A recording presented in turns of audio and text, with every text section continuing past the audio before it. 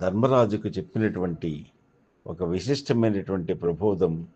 అది విష్ణునామ సంకీర్తనంగా, విష్ణు సహస్రనామ పారాయణ కోసం చాలా విశిష్టమైనటువంటిది. అలా విష్ణు సహస్రాల్లో అన్నిట్లో కూడా లలితా సహస్రం, విష్ణు సహస్రం, శివ సహస్రం, వీటన్నిటిలో కూడా మనకి చాలా విశిష్టమైనటువంటి విష్ణు సహస్రం అటు భీష్ముడు ఈ అంపశయ నుండి కూడా ఉత్తమోత్తమైనటువంటి ఆ ధర్మతత్వాన్ని ఏదైతే చెప్పాడో అది చాలా విశిష్టమైంది. అయితే ఇందులోనే ఆ మహాభారతంలోనే మనకి ఈ భీష్మ పర్వం, కురుక్షేత్రంలో 10 రోజులు యుద్ధం చేసినటువంటి దాన్ని భీష్మ పర్వంలో మనకి విశిష్టమైనటువంటిది ఈ ఏకాదశి. ఈ 5 రోజుల నుంచి భీష్మ పంచక వ్రతంలో చాలా ముఖ్యమైనటువంటి